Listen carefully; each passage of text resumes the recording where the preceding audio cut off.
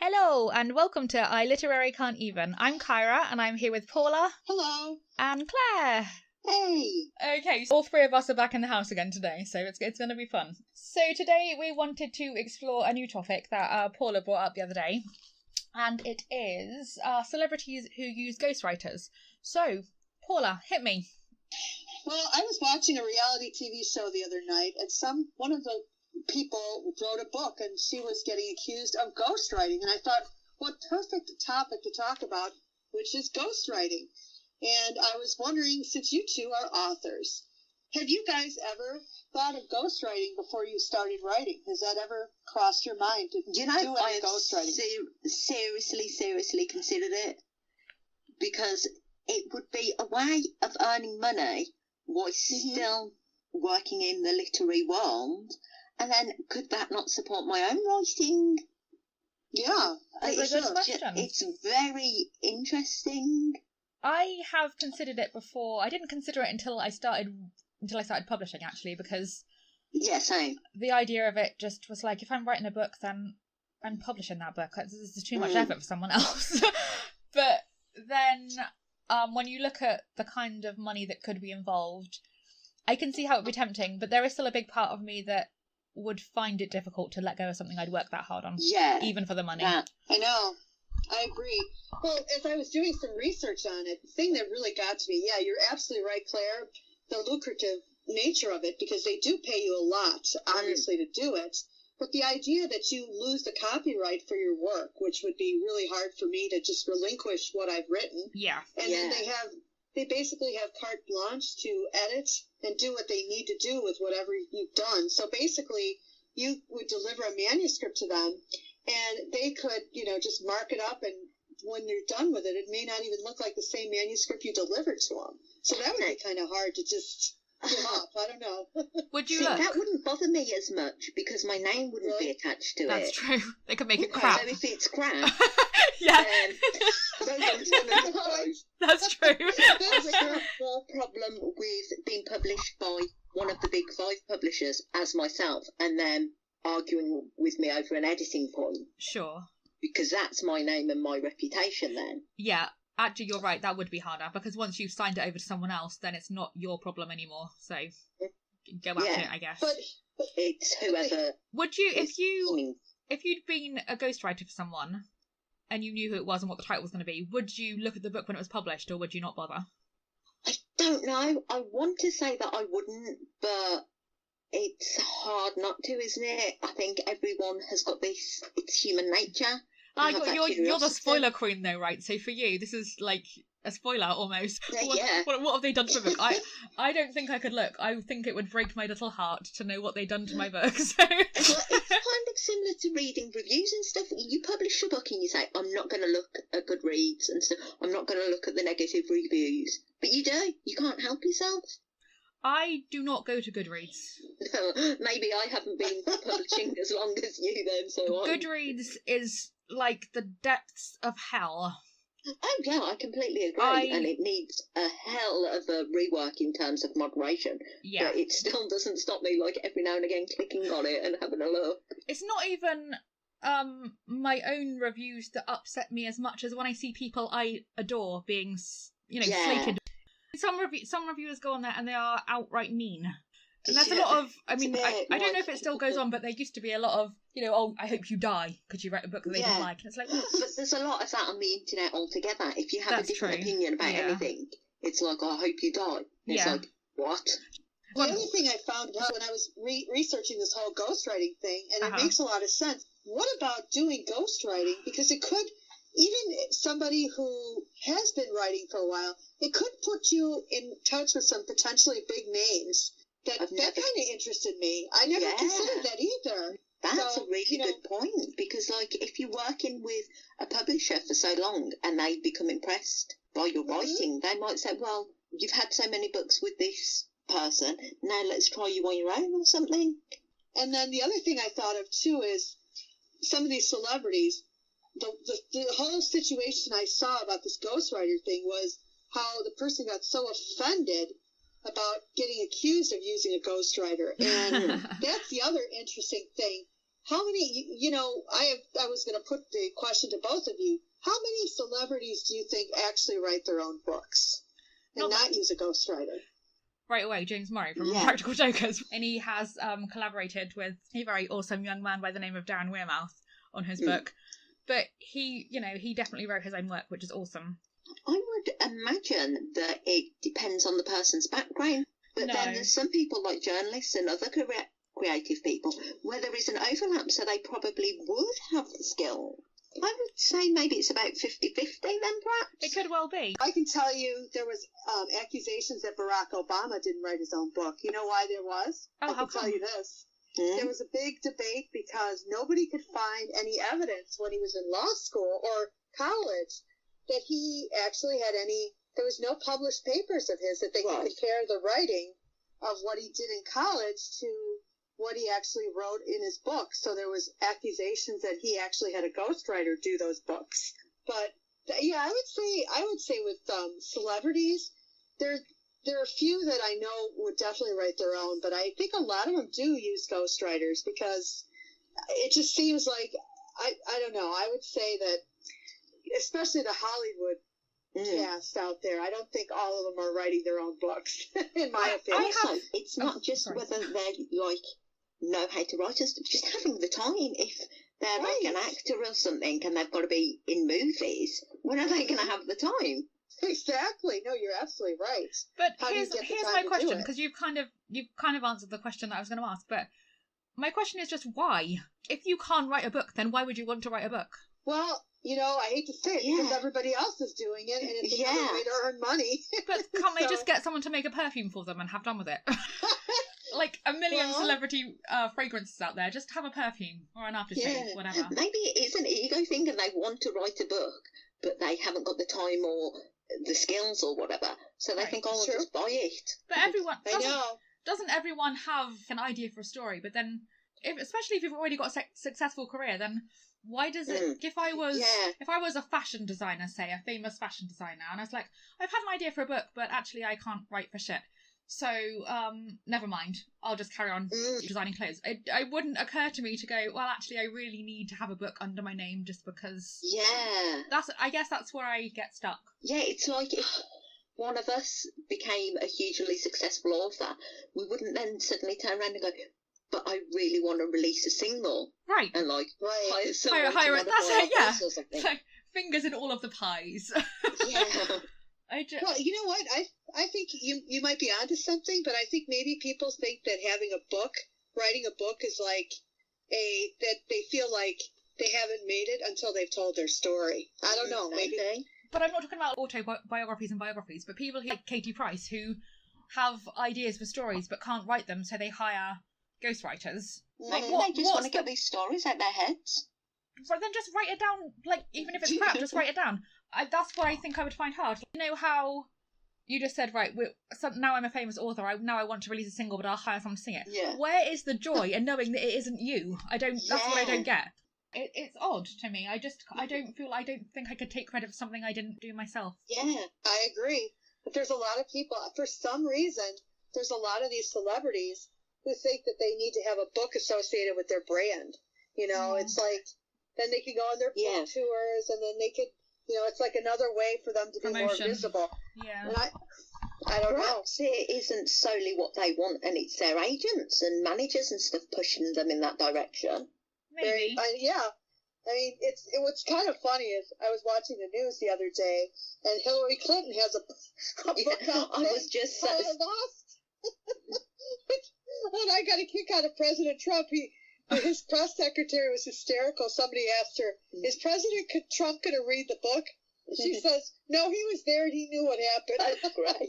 Too funny. And I had to say that was probably one of the best answers. It's like, no, he lived it. He was there. He knew what happened. Nice. It's like, good really? Answer. Do we have to relive that nightmare of an election? I mean, it's bad enough we had to lived through it once. Now we got to read it again. Yeah, No thanks. what a nightmare.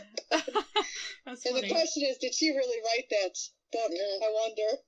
Yeah, I was intriguing. just reading about Hillary Clinton's book, actually, because she compares herself to Cersei Lannister from Game of Thrones. And it's yes! That's not really the best type of character to compare yourself to, given that she, had sex with her brother and goes on a murder spree. Yeah, you're right, that is a little bit unflattering. Scares me what the White House could have looked like then. Yeah. Bloody hell, there were tits all over the place. That's right. Sorry. Oh my God. Well, with Bill in there too, it would have been A bit crazy. Didn't years ago as well, talking about politicians' books and stuff, didn't Monica Lewinsky? Oh yes. Yeah, I seriously remember because she was at our shopping centre signing copies whilst we were there doing this science experiment or something. My God. I found it the highlight of my day. I could go and see Monica Lewinsky. That's amazing. They should have just called it That Blue Dress and been done with that. Yeah. Sorry. And other stories. Yeah. Put it this way, whenever I see a blue dress, I never think about it the same way again. So what do we think? Ghostwriting, yay or nay? Would you ever do it? What is our consensus here? I would never say an outright no, but it's not something that I would do easily. Yeah. Well, you know what I would say, since I'm not an author, and if I ever did decide to write a book, I would try ghostwriting just to get my feet wet and see what I would try it, because it's something to maybe to see if I even could cut it as an author. So I would say yes. If I was an established author, that would be more complicated, because you're right. I would probably have my reservations more, especially if I'm an established author. If you had ghostwritten a book, do you reckon you'd still look at the reviews like you would for your own book? Yeah, I would. Yeah, I would too. Well, I would look at reviews. I probably wouldn't read the book, but I would look at the reviews. And then I would look at the reviews, and I'd be like, I would be an anonymous person. If they're great, I'd be like, yes, I did that. If it's bad, I'd be like, I have no idea who did that piece of crap. How about, could you review it yourself? I would. Or is that ethically wrong? I would. No. Do you know? I would. That's what I was just thinking. Because, like I said, I wouldn't read it, and I probably wouldn't. But then, if I looked at the reviews and the reviews were bad, then I'd want to read the book and see if it was still my work. That's right. That's exactly right. If the reviews were good, I would just sit back and go, "Yep, I did that." If they were bad, I'd be like, "No, they must have changed everything." Yes. If they were properly good, I'd be like, I would call everybody I knew and say, please review it. If they were properly bad, I'd say, I had nothing to do with this piece of crap. Not mine. You read They that piece of changed shit. everything. Well, that's a brilliant thing. If it was rubbish, you could just walk away from it. Right. No one would ever know. It's a bonus. So, no, this is interesting. I'm curious. I was really curious to hear both of your take on what you think about ghostwriting. So This was at a least good topic. now I have a better understanding of it. Okay, so let's move on from the whole ghostwriting thing and talk about books we actually have written. Okay, so earlier this year, Claire and I put together an anthology to raise money for Clusterbusters, which Claire will talk about in a little while. But the reason I thought this charity would be good is because a very good friend of mine actually has to live with cluster headaches. And having learned what he has to go through when he's in a cycle, it just made me think there are a lot of other people who are going through the same thing. And there's not a whole lot of awareness about it. So we thought it would be a good thing to do to bring some attention to the cause.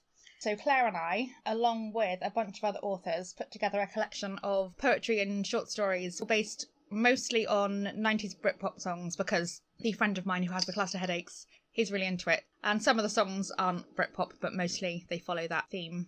And so the list of authors inside the book is, so me and Claire, then we have Maddie Wade, Kimberly Morgan, Annalisa Crawford, Audrina Lane, S.J. Warner, Rob Turbeville, M.B. Feeney, D.H. Sidebottom, Becca Lou Heron-Pontin, Wesley Copeland, Scout Dawson, Karen Francis, Kerr Juki, and Andrea Coventry.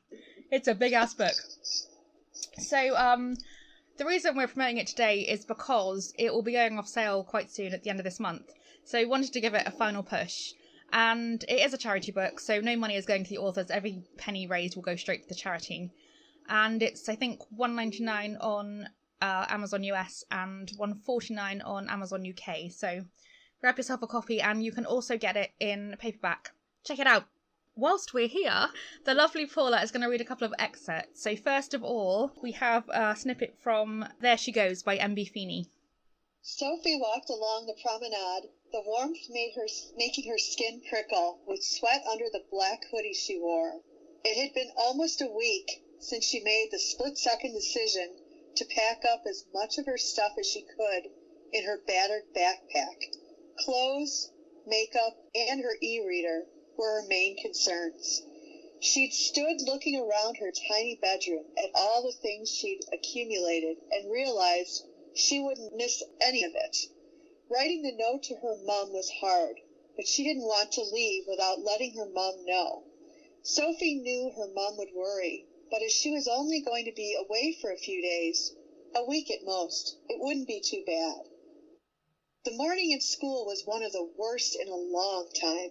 The whispers that weren't really whispers, and the stares affected her more than they had in a while. She'd shaken as she walked through the corridors between her lessons, for the first time in a long time, scared of being physically attacked. No one had indicated that one was imminent, but there was a tension in the air, and it was escalating. She spent most of her time walking through the building with her head down and her headphones jammed into her ears. Lessons weren't too bad thanks to a constant teacher presence, but some of the boys still managed to throw notes, graphically sexual notes, onto her table. By lunchtime, Sophie had come to the decision to just leave rather than wait until the end of the day. Thankfully, the school hadn't yet stopped the kids leaving the grounds during the dinner break, so her walking through the front gates didn't catch anyone's attention, at least no one in authority. Everything she did caught someone's attention, and never for the right reasons. Walking along the street to the nearest train station, Sophie turned her music off, but kept the earbuds in her ears, listening for anyone following her. It wasn't until she was on the tube heading into central London that she could start to relax a little. Over 3 hours later, it may have been longer, she couldn't be sure, she stepped out of the main train station in Brighton, feeling lighter and more at ease. Wandering around for almost 2 hours, she found a horse on a dingy side street with a handwritten sign in the window offering rooms to rent. Thinking it would be easier to get a room there than any of the places by the seafront, she went inside. Right, thanks for reading that for us, Paula. And now, some little information on what actually cluster headaches are. They're the worst headaches known to medical science and one of the worst kinds of pain known to medical science. Those who have experienced them will agree. Those who haven't think of the usual sort of headaches and wonder what the fuss is about. These are not the usual sort of headaches. They are not migraines. Those who suffer from cluster headaches wish they were called something else besides headaches, some name that would indicate how severe they are. Some call them attacks rather than headaches. Some call them suicide headaches because they have been known to drive people to this desperate treatment. The severity of the attacks, the way they seem to return, and the tenacity with which they defy treatment inspires sufferers to personify them into some kind of inanimate evil, the beast. I can say from talking to my friend, it's not pretty. Even over the phone, it's not pretty. You can tell the strain, and it's not good at all. And the term suicide headaches is really a good, strong indication of how bad things get. So that is really why we wanted to put this together to raise some money for the cause. So before we go, we're going to have one more little excerpt from Paula. Well, read by Paula. And this is a poem by a friend of the show, Kurajuki. And this one is called She Said. She said that I was ugly, her words like a cigarette burn. She told me I was useless, hard lessons had to be learned. She said that I was stupid, my demons in caress. She told me I was lazy, and I'd always be worthless. She said that I was empty, her words cut like a knife. She told me I was fat and unworthy of my life. She said that I had no backup, no brains, no wit. She told me I was empty inside, a black hollow pit. She said that if I cut myself, the pain I feel would ease. She told me she would hold the blade if I just said please. She said that the world was hateful and there was no love in it for me. She said the storm was coming and I'd be left at sea. She said that when I'm lonely, and her words are my only company, she told me to cut deeper and it would set me free. She said that if I'm brave enough from her hate, I could flee. She told me to look in the mirror that she is me. I remember when the anthology was released and I read that and I was just like, holy cow. It's stunning. It's just, it's so, just very, very powerful. That's pretty deep, to say the least. This is why people love her. When we did our interview with her, we actually talked to her about her process and whether she listens to music when she's writing. So, what do you think? Claire, do you use music when you're writing? I do, but I don't know whether I do it in the way lots of other people do, because I know lots of authors have playlists that are very specific to that book they're writing, whereas I have had the same writing playlist for years and just add more songs to it, and it's not specific songs to the story, it's just songs that help me like get in the mood for writing. Okay. What's on your playlist? Throw some songs at me. Oh God, give me a minute to load it up. There's loads of different things. It's like really eclectic. It's like rock and then love songs and stuff, and it's not just one genre or anything. It's like I'm trying to think, is it Goo Goo Dolls, Iris? Oh, I love that song. Yeah, that's a great song. Like I've got that, and then I've got Stone Sour on there. Nice. I love their cover of Wicked Games. Oh, I haven't heard that, but now I need to. Oh, it's acoustic and it's beautiful and it's just... Oh, I've got an acoustic version of Wicked Games, but I don't know who my version is by. I'll check. Keep talking. Yeah, I'm just trying to find this playlist now. How do you lose a playlist? Yeah, I've lost it. I've completely lost it. But it's got loads of different stuff on, like 80s stuff and 70s stuff, and then like current stuff, as I said, like some dark rock music and whatever, and then some cheesy pop, and a lot of it is just as well like whatever music I'm listening to at the time. Sure. Well, I've got like just a general writing playlist, which I actually normally listen to now at this point when I'm editing rather than when I'm writing. But I do have playlists for... I don't think I have them for all of my books, but I have them for most of my books. Yeah, I know you have them for at least a couple. Yeah, I've got... Actually, I'm just looking at the list here. Some of them only got like 2 songs on them, though. And I just add to them when I hear a song. I think that could work with that book, so I just stick them on the playlist. I don't necessarily listen to the playlist when I was writing the book. Sometimes I do. And I do more recently. I never used to, but now it's something I do more. My Game On playlist is really long, and I finished writing that in 2012. So, I love your Game On. I don't know whether you've said it's really long, so obviously you've added to it since then, but I remember you sending it me. Yeah, it was much shorter back then. I think there's maybe like 3 songs on the Blindsided playlist, because it's just stuff I've thought of, but I really love my writing playlist. And it has got out of hand. Do you want to hear what's on my... Shall I give you some of my songs? Sure, definitely. It's true. I don't listen to the beginning anymore. I just kind of move down the list and then listen from later on each time. And I did go back to the start the other day. And I was thinking, wow, I should listen to the beginning more often. It's really good. But there was some I culled as well. Right, what have we got? Oh, the first thing I saw was Black Magic by Little Mix. Which has made me... I love that song. I love it. Little Mix. It's probably the cheesiest song on the entire list. Everything else is quite morbid. How to Save a Life by The Fray.